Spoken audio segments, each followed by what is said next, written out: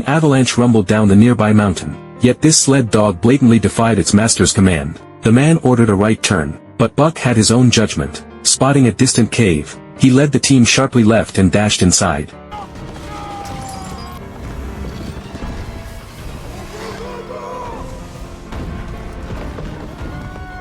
Clearly, Buck's call was right.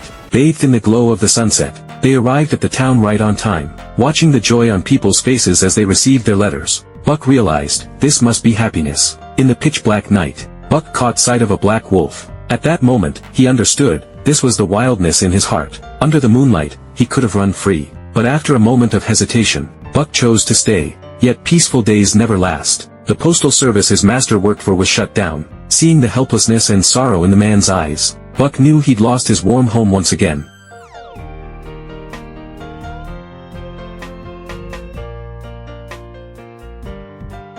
Soon, they were sold off to a gold prospector. Unfortunately, their new owner was merciless. Even when the sled was frozen solid, all he knew was to whip the dogs. An old man once helped by Buck stepped in. He freed the sled and warned the prospector, going gold hunting in this season is suicide. But the arrogant man wouldn't listen. Buck sensed danger ahead and refused to move. Yet the prospector forced them onward with relentless lashes, until Buck finally collapsed. Just as the prospector raised his weapon, the old man reappeared and saved Buck. He wasn't a prospector, just a lonely soul who'd lost his family. Buck slept for 3 full days in the old man's cabin. When he woke, he realized his pack was gone. Now, the old man was his only friend. But the man drowned his grief in alcohol, drinking endlessly over his lost family. Buck saw his pain. He nudged the glass over, snatched the bottle, buried it deep in the snow, then plopped down right on top of it. The old man pushed but Buck didn't budge. Head held high, Buck looked smug, until the man whispered, "Today is my son's birthday." Understanding, Buck leaned gently against him. And so, under the dark sky, man and dog healed each other. One day, the old man unfolded a map.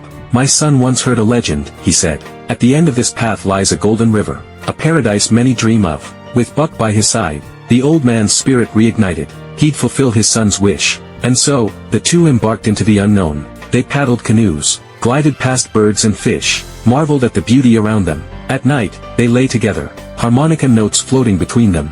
This was true happiness. Even rapids and waterfalls couldn't stop them. The old man never treated Buck as a pet. He was family. Finally, they reached the map's end. There stood a small cabin, surrounded by the fabled paradise. They decided to stay, far from the cruelty of mankind.